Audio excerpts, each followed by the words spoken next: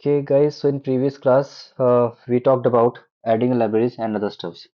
So it starts with adding a dependency. So we have already seen that after adding Spring Boot security library, we need to add some other libraries which are particular to JSON. Sorry, not JSON, but connected to JWT. So for that, we have added JWT API, JWT IMPL, and JWT checksum. And there are specific versions. So don't mess up with the version. Use as it is. I have mentioned here. Then after, idea was to start with some model classes because I need these two table in database. So token and users table. So this is what I'm using here. And as per these model, we need to create multiple Java classes, right? So what we did, we created two, three classes based on token. So first of all, we need to create entity classes. So this is what we did. We have created token class, some basic fields, and of course, as we needed man-to-one or one-to-one relationship, so token will be multiple and one will be the user. So that we have implemented, and you can see we have used man-to-one annotation here, which is connected with user. And to support with this design, we also created one enum. Enum is just used for creating some constant files. So that's how it looks like, public enum role. That's it. And just create your constant, put a comma, and then that's it. That's the simplest way of creating any enum. So this user or admin can be fetched from the role class. Ultimately, everything in Java is class. Either it could be interface, class, or enum. Everything is treated as a Java class. Okay, after adding these two classes, we have added one user entity. So apart from adding these features, we did one special thing. We have implemented one service or one interface from Spring Security. That is user details. So user details is basically a interface. It's an interface. So if you do this, definitely we need to override some methods. So if you notice, these are some methods here. Okay, and I've missed this grant authorities. Need to fix that as well.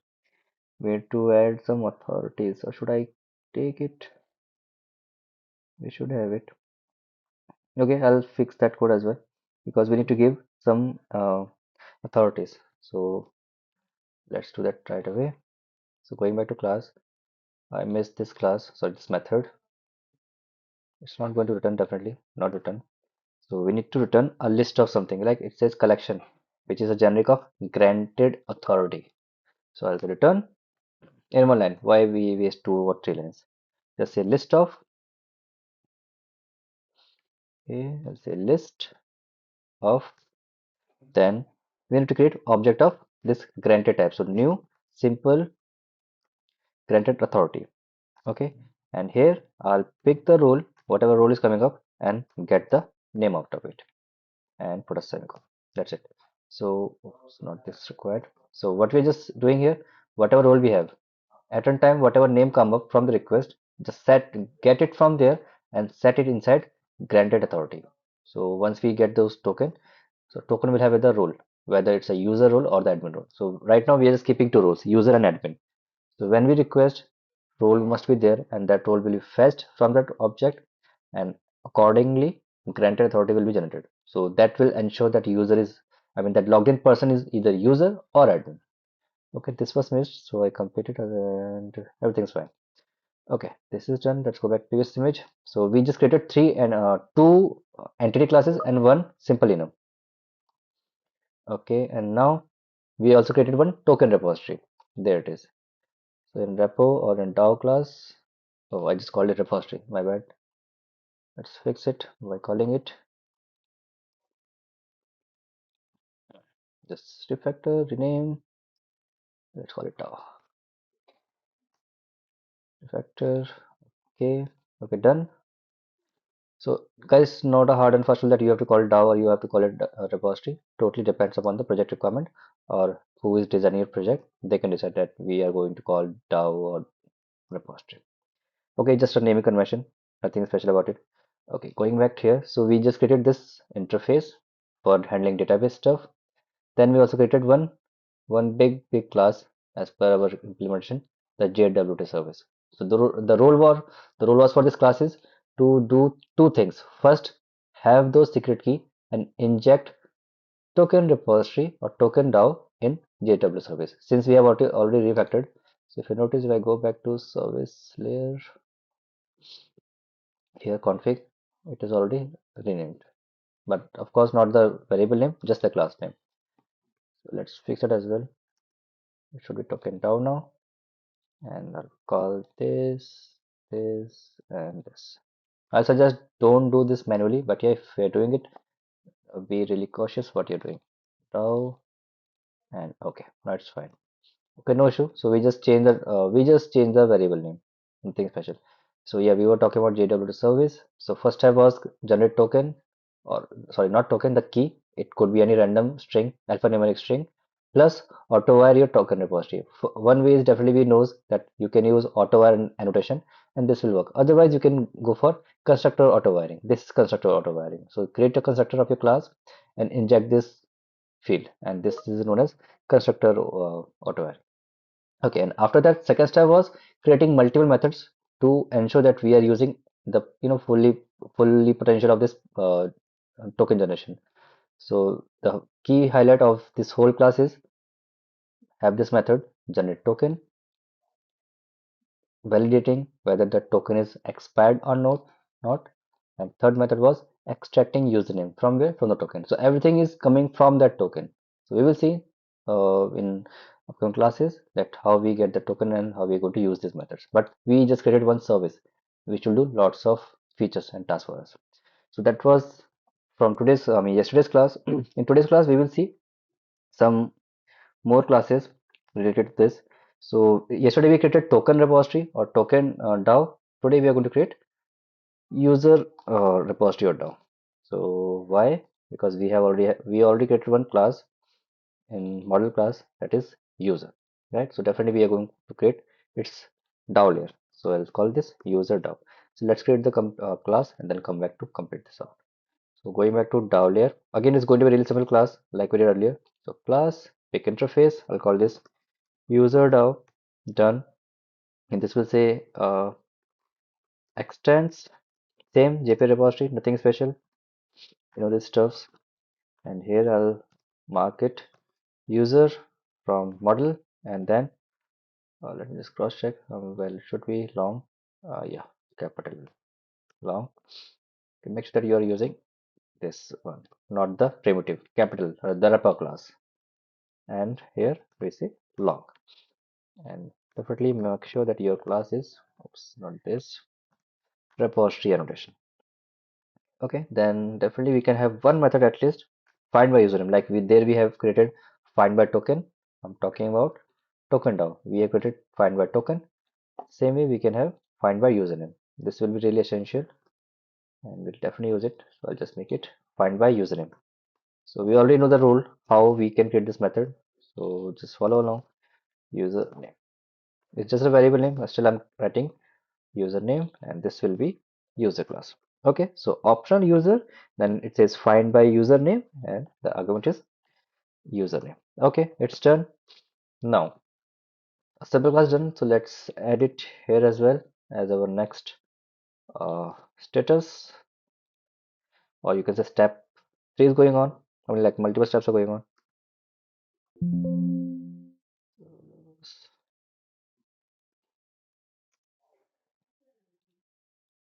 Okay, this class is done.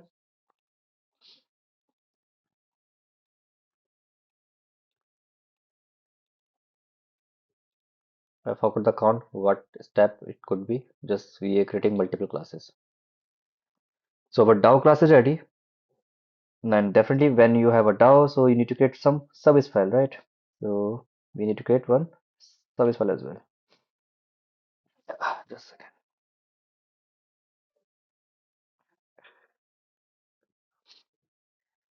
Okay, so let's create that service file. So going back to service layer, and it's going to be quite interesting. Okay, see or watch closely. Uh, you know what, guys? There is one interface in Spring Security. Okay, I'm talking about Spring Security Library. There is one interface whose name is user detail service. Okay, so let me show you that class first. That interface actually user detail service Java doc. We are talking about it, software documentation. There it is. So what does it do? It's a public interface, user detail service, core interface which loads user specific data. Okay, it clearly says that this is a core interface. What does it do? It loads user specific data. If I logged in, it will load only my data. If you logged in, you will it will load your data. Okay, it is used throughout the framework as a user DAO and is the strategy used by DAO authentication provider. Well, I'm not going to into much detail about this DAO. Well, of course, if there's a strategy, you can always override and have your own custom implementation. So something similar we are going to do. So for now, I'll just take this screenshot. So we are just going to follow along this requirement in classic that we have one interface, a predefined interface, right, in Spring. So idea is we will implement this interface and give our custom implementation. Okay, if you see here in our designing, we already have one interface, hospital interface. What we did, we have created its IMPL. So what we did here, hospital service IMPL, this says implements hospital service, right? Quite simple, straightforward. This is what we did so far. But the case was we have created this interface as per our requirement. Now the requirement is we are working for user and its token, user's token we're talking about. So Spring security by default gives you one interface. It says okay, if you're going for any security related topic, you already have one interface. Just do what? Create a Java class, just not name it anything, but as per our convention, whatever the name of the interface is, we keep the same name, user details service, and as per convention, I'll call it IMPL. Yes, and this says implements users details detail service from Spring Security. Here it is, okay. And since it's a service, so we'll mark with service annotation. And definitely, if we are doing that, definitely you need to override some methods. Good thing is, it just have one method which we need to override, and you can see the name. Method name is load user by username. So you guys can see it. Spring Boot revolves around username and token. Username and token. That's it. So the even the interface which we are going to override and implement its feature, it is revolving around the username. That's why we keep the same name here. Username USERNAME in small letter. So it will be in a sync. This methodology is known as code by convention. Whatever convention is provided by Spring Boot, we are just following along. We are not giving much detail because that detail is already there in Spring Boot. We are just enhancing it.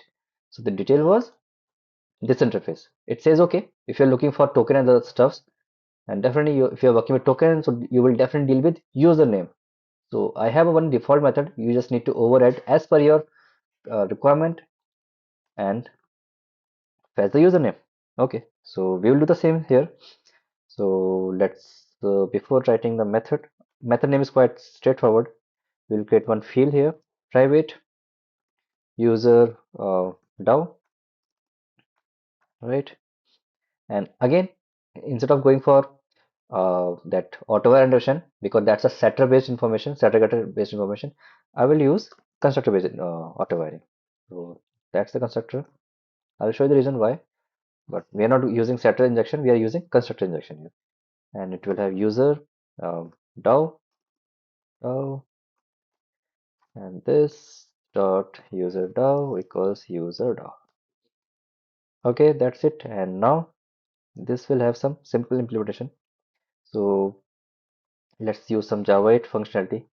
One thing is you can fetch database and do the stuff like, let me show you what I'm going to do. So one step is you can do user DAO dot. We already have a one method find by username, right? We just created that. So pass that username, okay, and if it is there, definitely we'll get optional object. I'm writing one traditional code. We have already done that, so this should not be a problem. User done. Uh, okay, like user I imported from wrong class. You can see I have accidentally imported from security class. No, I don't need this user. I want user from our package, the Cloud Driver package. So this one. Then you can check whether user has data or not, and accordingly you can return the user detail service. You can notice load user by username returns user details. And if you notice, our class is already implementing user details. So I hope now you are getting it. Why we have implemented user detail? Because ultimately, when it comes to fetching all the details, Spring Boot works with user details and user object, which are their own class. So we just somehow created our own class, a child of those classes, so we can wrap it up. So either you can go for this traditional approach, or I'll just comment out that will be straightforward, or we can use some JWT functionality. So let's use that. So I'll say DAO, that user DAO dot find my username. That's the method we just created. Pass the username. Okay, this somehow this is simple. Then here I'll say you find this username, or in case if you won't get it, so what do you need to do? You need to throw a exception. So good thing is Spring Boot also has one exception. It's user name, not it's not coming up. Okay, it's a new keyword. Sorry, it's a class actually. User name not found exception, and here you can simply write a message: user not not found. So in one line, either you will get the data or you will get the exception. That's it. Put a semicolon. Otherwise, you have to get it, then check whether optional has that object or not by using get method. Then put a if condition. If it has data, so return this. Otherwise, do that. Here we are doing everything in one line. Okay, and yep, that's it. So we are also done with service class. I'll say traditional approach, right? Now it becomes traditional approach. But if you know Java 8, you can go for this way. Okay, let's take a screenshot. I'll take a screenshot. That will save my time. So we're done with user details. This is the class.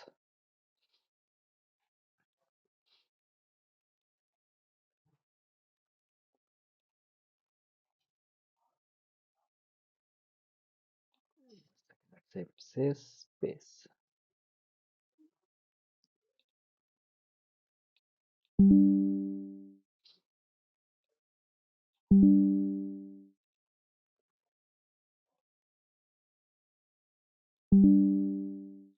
Okay, so this is done. So we are done with one more class, which is actually a service layer. So there we created one DAO layer. Let me name them as well. There will be a clarity what we are up to. DAO user DAO.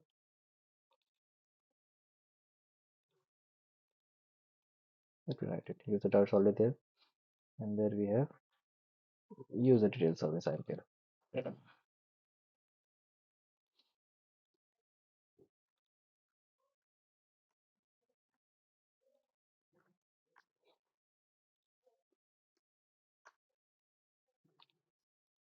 Okay, so this class is also done. So now we have two classes corresponding to that user class. Why we're doing this? Because we have one entity class. If we have one entity class, so definitely you need to create multiple layers on it, right? Service layer, DAO layer. Okay, we are not going to create DAO mapper and D2 layer. It's not required because it's not just a simple flow. It's quite complicated as per Spring security. So those classes are not required. Okay, so we have DAO class, we have service class. Let's create now one configuration file. So let's close all files. We are going back to configuration file and need to write one filter. Okay, so that is related to one topic which we haven't covered, but that's a part of servlets. Okay, yes, same servlet. That's the reason we have covered servlet early in our class, because everything is connected, guys. Everything is connected. So in servlet we talked about HTTP servlet interface, right? That was a abstract class which gives you one servlet. Then we also did some simple get post request, right? We also did DB operations, right? By using DB. Then we started GSP. But in servlet, there's one more topic. We call this filter. So this is now your homework, okay? Check out what is filter in servlet. The reason is you we are going to actually use this filter in our Spring code. Yep, that's right. If you are going for Spring security, you are going to create one filter, and that's a part of servlet. So you can see how serious this topic is. You cannot neglect servlets. As I said, this is a base. Like if you're learning any framework, think about you haven't done core Java, that will end up in these technologies like Spring Boot, and you are really good in that. But somehow you don't know the basics of core Java, so nobody will consider you if you don't know core Java. Same way, if you're good in this security stuff, so that means you definitely knows what is servlet programming, how servlet works. Okay, so let's start with this class. So going to create this Java class. The class name would be JWT. This class will be used for authentication. Okay, so I'll say authentication filter. Why? Because this is per convention. Like remember when we created our own servlet, we tend to create login servlet, register servlet. Likewise, if you're creating any filter, so you need to append filter. So yeah, you never forget your conventions. And here we say implement, sorry, not implement, extends. There is one interface, uh, filter. We need to, sorry, there is one class, once per request filter. You need to extend this class, that subject class, and override one of the method, do filter method. Okay,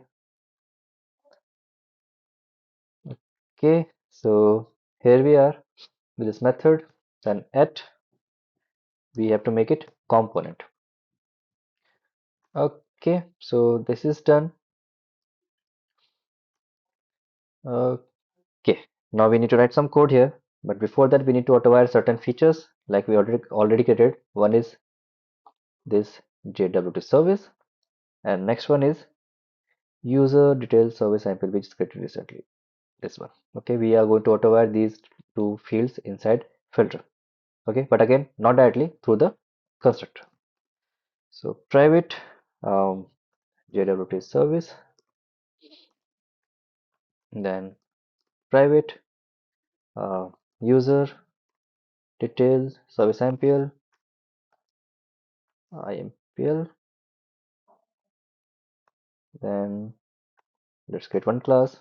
So you can also use this one, this functionality, generate constructor, edit both fields and say okay. Okay, so you can also do this way. So we have a constructor which will initialize this thing and we call this constructor injection. I'm keep repeating this term so this will set in your mind. Okay, now this filter is actually something. Bipin, do you remember this? When we were working with servlets, there were three methods, lifecycle methods: init, service, destroy. Can you recall? Init, service, destroy. Yes, sir. No? Yes, Yes? sir. Yes, Okay. yes, sir. Yes. So for every request, there was which method was invoked for every request? Service, init, or destroy? Sir, in it. Init for initialization. That was service method. eh, For every request, service was invoked. If you request anything, it goes through service method. So same request here. Okay, that's fine. So yep, in servlet we have three lifecycle methods: init, service, destroy, and service is the method which will be which always invoked for every request. If you want to configure, you can do that. Something similar will happen here every time your application get requested. Okay, listen carefully. Every time your application get requested, doesn't matter which API. If you're requesting something, that request goes through this filter. So filter, you can say, assume you have a filter. In real life, we also use multiple filters. It could be used for multiple purpose. And what does filter do? It filters your material, whatever you're filtering out. It could be for construction, it could be for household stuffs. Same way, if you're requesting something, so that request goes through this filter. So every request gets filtered out. No request cannot bypass it.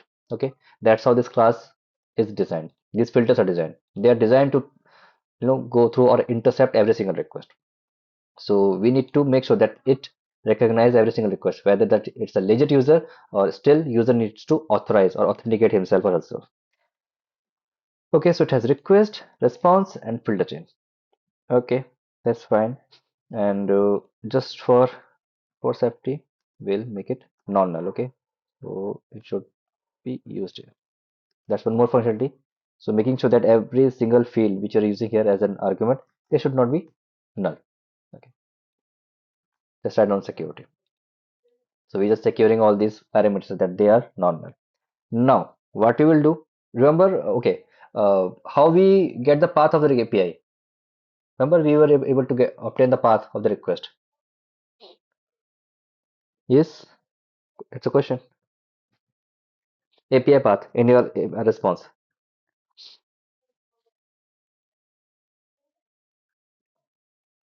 How we were getting it? Come on, question, question. No?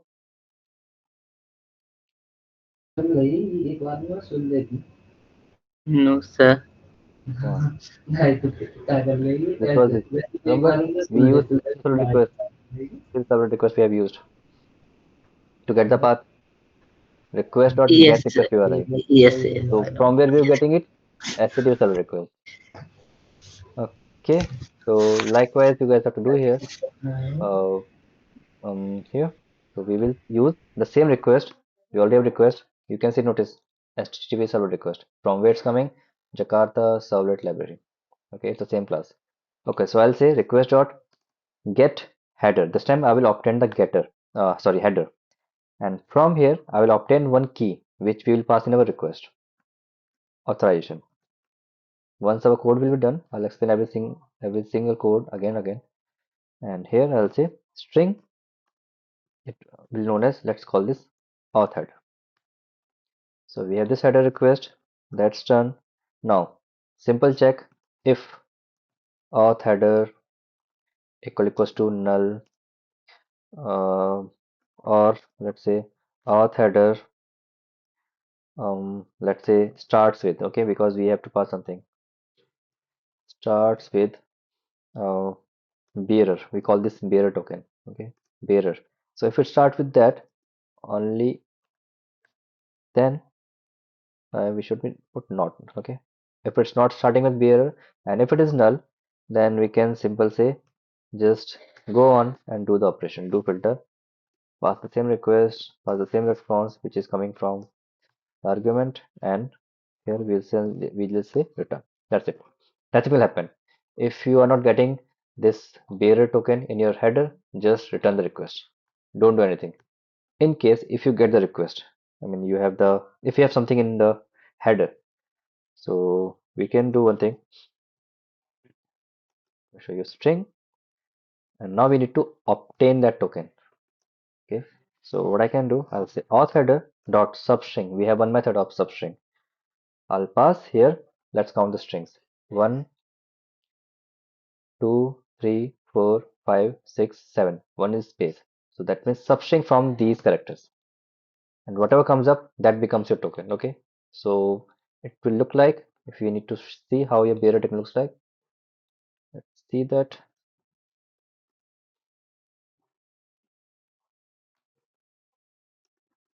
Bearer token examples. Okay. Let me see if something comes up on web. Just want to show you how it looks like.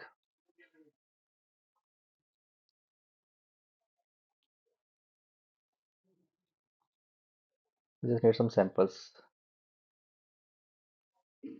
There it is. See, that's how your token will look like. It starts with bearer, then space, and this becomes token. And this is the same JWT token. Remember JWT token, which has three section: header, payload, and signature. So that's how it looks like. So it starts with bearer. So what we just did in our code, we are extracting only token and removing this bearer because that's just a string. Okay, once we have that actual token, that actual JWT token, this is actually JWT token obtained from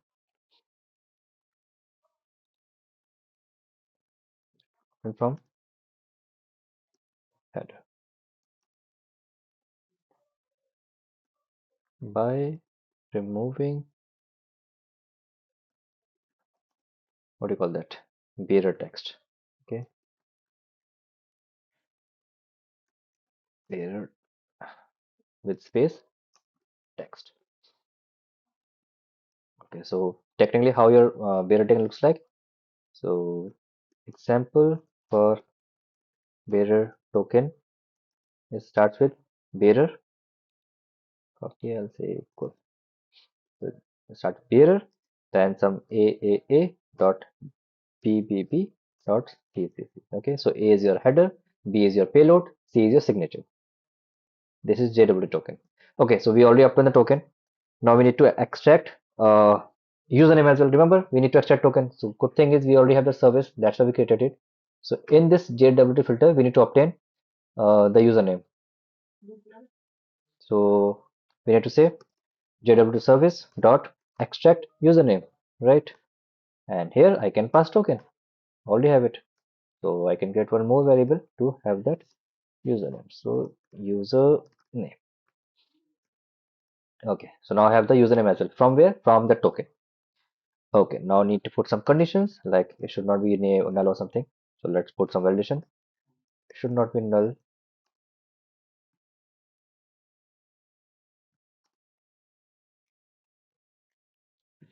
Wait, sorry, excuse me. Okay, so username not null. Then we need to check whether security context is empty. It should not have that username. So there's one class security um, security context holder. It's not coming up. Context holder. Then we need to obtain one static method get context. Then we need to call one authentication method get authentication, and it should be null. Okay, so username should not be null. You can see we should have the username from the token, and this should be empty. Only then we go inside it, and from here we will create user detail service, then say load by username, and we already have the username, so I'll pass the username here, and we should get that user detail object, because everything is all about user details. As I said, every single perspective is revolving around user detail of Spring Security. Now we have the user details. Now we will use JWT service. So I'll put a condition if JWT service dot is valid. Of course, we need to check. So I'll pass token plus that user detail I just obtained. Okay, and put the braces here. So if it's there, if we get the details, so what I'll do, I will instantiate one class. Idea is why I need to do that, because right now if you notice we put two conditions here. One was for username, that should not be empty, and this should be empty. So we need to fill this up, right? We need to fill this data that yet token is right and this is the legit user who enters the right credentials, so we should allow that user should log in. So we need to fill this data, this highlighted section. Right now it should be null, only then we should fill it. If it has all the data, that means something is messy here. We need to check, put some validation over there. So we need to set this data. So right now I'll just comment out, and to fill this up, because it has get, so it must have set as well. Let me show you that as well. It should say set authentication, and if when it comes to authentication we need to prepare one object. So this should have user details. So there's one class, and look at the name, class name. Okay, it's from the Spring Security user name password authentication token. Yes, that's the class name equals, and here I'll pick this class user password authentication token, and need to pass certain things like user details, then put a comma. Second argument I can pass null, because we are not passing any credentials that comes from user details, and user details dot get authorities, what authorities does has, and semicolon. Let's put in a second line so everything will be visible. Okay, so this is what I wrote. Simply instantiating one class which has user details, credentials. As of now we're not using any credentials, it's because of tokens, so it's null, and we're giving it authorities, what authority does this user has. And once it is ready, we can actually, one more step is there. Then we need to say user this reference, then there is one method dot set details, and there we need to create one object. Okay, I know it's quite complex, but yeah, that's what works. So we need to give web authentication web authentication source, source detail source, actually this one, and then we'll get its build method, build details, and here we'll pass that request, the same request which came, and we will use this token here after authenticating. And yep, that's it for this class. And after this loop, this if condition is done, at then we will say filter chain dot do filter, then pass the request, pass same response, and done. Okay, so our authentication filter class is also ready. Let's take this out from here. Give me a minute. Let me put this on paint.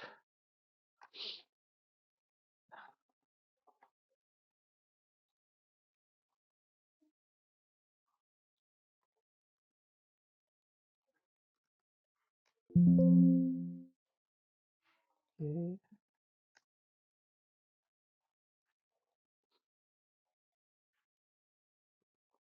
okay, for class.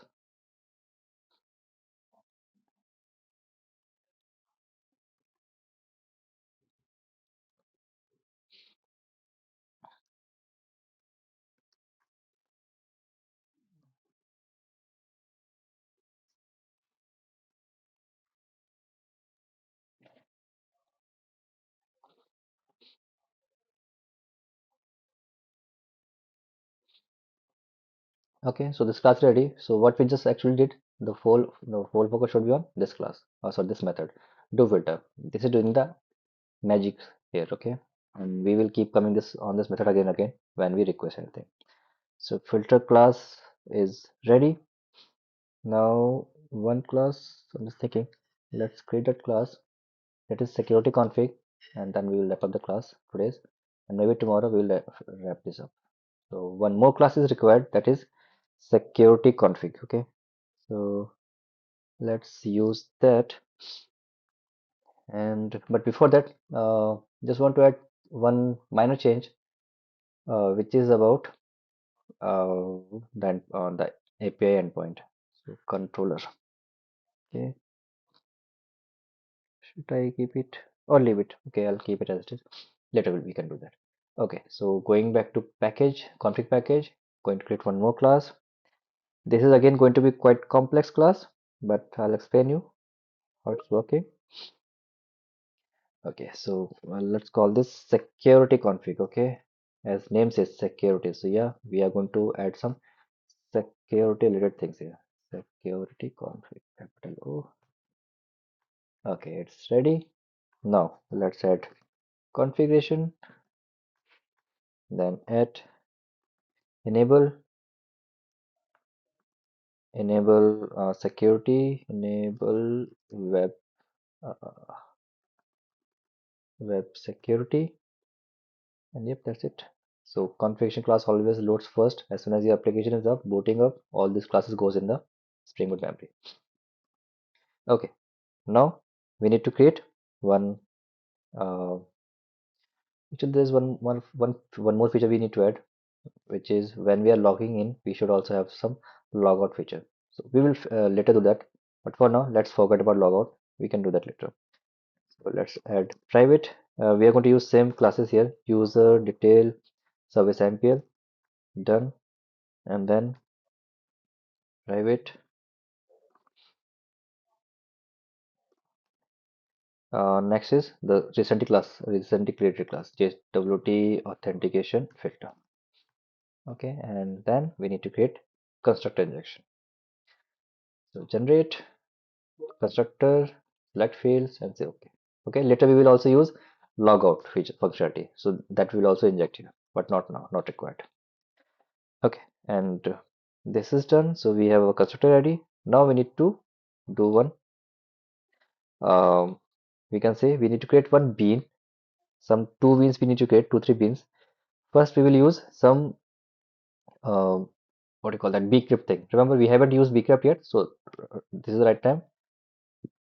So let's create public password encoder. Um, just say password encoder. That's a method name.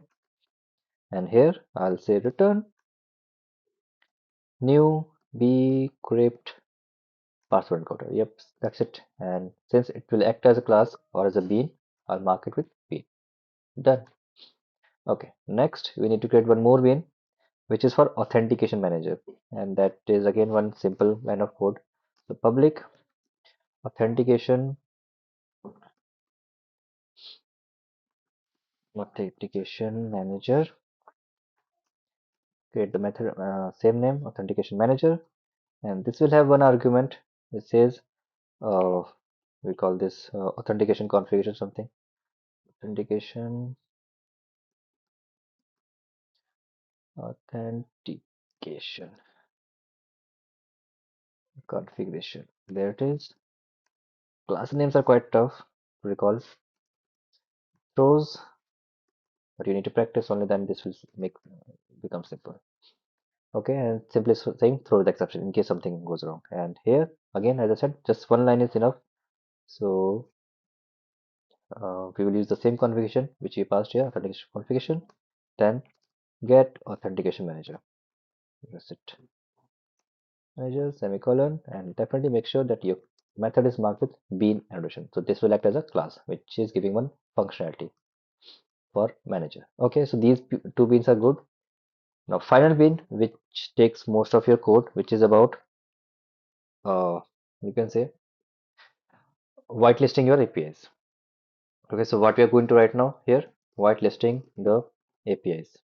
Whatever API you're going to write, they should be whitelisted. So they goes here. Remember when we were discussing about resource server and authentication server, so there we talked about whitelisting the APIs. So that function will be implemented here. So start with public, then there's one class security filter chain. Yep, again we are going back to filter chain. So same name is fine, and this will take HTTP security. Okay, there's one class HTTP security, and just for site safety we're using throws exception. And done. So all the exception will be handled here, no specific exception, just throw exception, all exception will be handled. Okay, so we start with return, and we have already referenced HTTP security, so use that HTTP security. Then there are multiple we call say web threads. So one is CSRF, okay, cross-site report forging. So check that out. What is that? Again, it's a homework. It's not a method. I just wrote it that way. It's a homework. Check out what is CSRF. It's a web threat, potential threat for your web applications or sites. So we are just going to handle that just by saying CSRF, and here we will give one implementation abstract HTTP abstraction ABSTR abstract HTTP.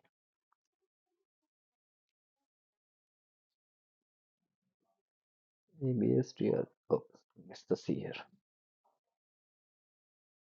Configure, and we need to call one method from here which is disable.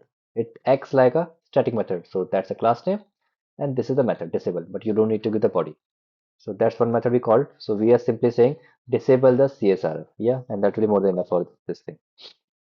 So we just simply disable the CSRF site encryption. Then we go for authorize request, that which request you want to authorize. So we are going to use JWT functionality. We have a any variable you can call it. So I'm calling it REQ for request. Put a lambda operation and say request. Okay, and say request matches, and I want to allow multiple URLs. So we haven't done that. We will create them. So usually when you are going for any website or any authentication process, two things are really common: login and register, right? That's how we work. We keep these two things always common there. If you are going to work with any website, we need to allow user to log in. We also give a space where you can also register themselves.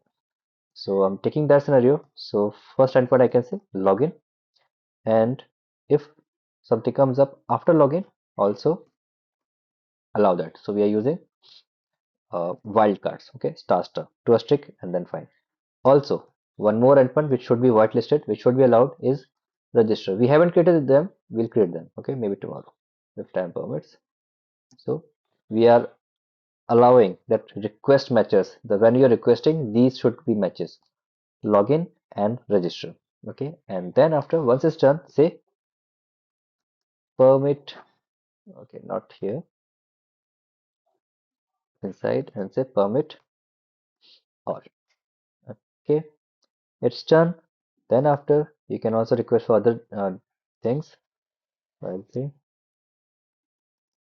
It needs focus to be focused. Okay, one more thing. I'm trying to align it so you can read it easily. One more request I want, which should match with my request, is admin. Okay, so we'll say admin request, and I'll say it should has the authority. Okay, and that authority should have I have to write it. You can hard code it, or otherwise create a constant which says admin role. Any request, I mean any endpoint which has admin in it, and also make sure that you are passing this wildcards. It says if that request has authority admin, okay, only then any request with that, any request with that. So permit all. We are doing that. Okay, this is done. Permit all is done. Then after, or instead of saying permit, we can do one more thing. We can say authenticated. This will also work. So task is done till authenticated. Now, once we have marked with all endpoints, we need to allow multiple sessions because if we are dealing with login process, we need to deal with sessions as well. So let's deal with that. So we'll say put dot and we have user detail service, right? So here I can pass user detail service IMPL or whatever you want to call it. We already have the reference here. This one I'm calling it here, and then pass session management. And now we are going to use lambda expressions again. So I'll say session object, one reference, then this, and I'll say session dot session create creation policy. This one, and I'll create one class session creation policy, and it should be stateless. So it should not maintain all the states, it should remain stateless. So session is managed in this line. Okay, one more dot. We are doing all this operation on HTTP security. Okay, let's put again align the dot. So session is done. Next, we need to add some filters. So I'll say add filter before this one. Before any operation, we should add a filter. And here, I'll pass that JWT authentication filter. We already have that class, and pass that user username password encoder filter as a type. That the type of this class is this. Okay, so it will manage filtration tasks as we already have created our custom filtration. So this will be should be present when we are filtering all the endpoints. So session request is done by these two lines. We are permitting three endpoints: login, register, and admin. Then we are managing session, which is stateless. I'll tell you about later that, but definitely if it comes in the class, you should check out what is stateless session. Okay, check out what is stateless session.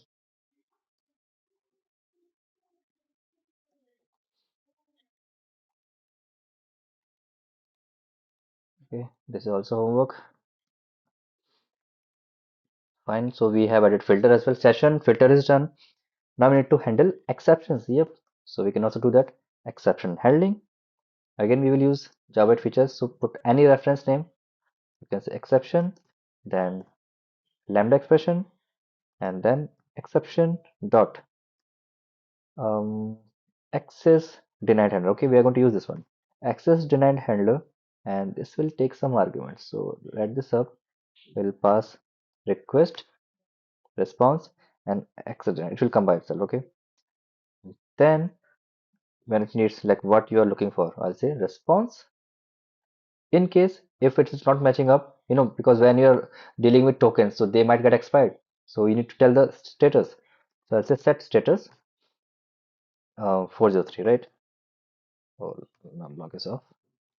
I'll say 403. Uh, that is on. Okay. That is done. So we have also handled that scenario in case if user end up with some exception, maybe token is not there or expired. So in case if it's happening, we can do this one. Okay. Now, um, one thing is also left, authentication. It's giving me error. Just a second. Let me fix this first.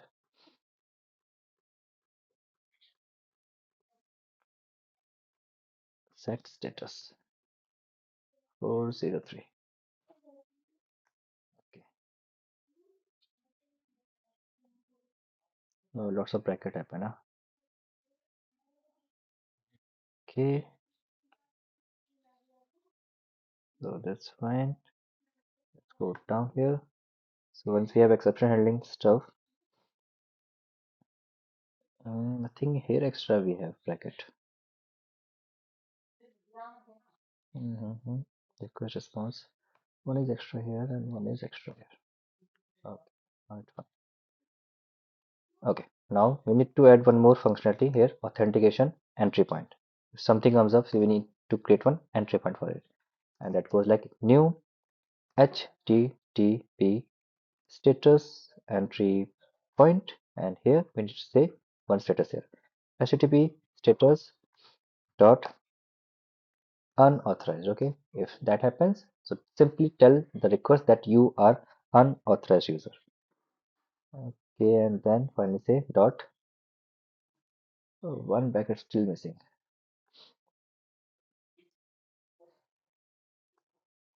dot page. Yeah, semicolon. Okay, so yep, that's it. So we can call this build at the bottom. So I tried my best to make it simple for you guys. So this section for whitelisting the endpoints, the URLs. This is for session. Second for filtration, that every single filter should go through this. Then in case if it fails, so that should end up with these errors. It should be 403 and the message should be unauthorized. And if everything's built up, I mean everything is working, so we can also build it up. That's a build method. That's the final step. So yeah, that's it for Spring this class, security config class. So in tomorrow class we will create some endpoints and maybe 2 3 classes for logout, and then we can wrap up the Spring security class. Okay. So tomorrow we'll try to wrap up this Spring security, and we will, I mean, at least the coding wise, we should be done. Later we will, test this functionality as well. Maybe when we're testing, we might get some bugs as well. So we'll fix them on real time. Any question or query you can ask.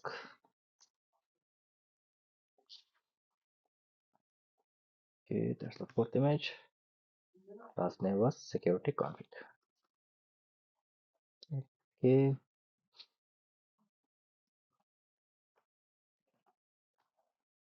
Let's go.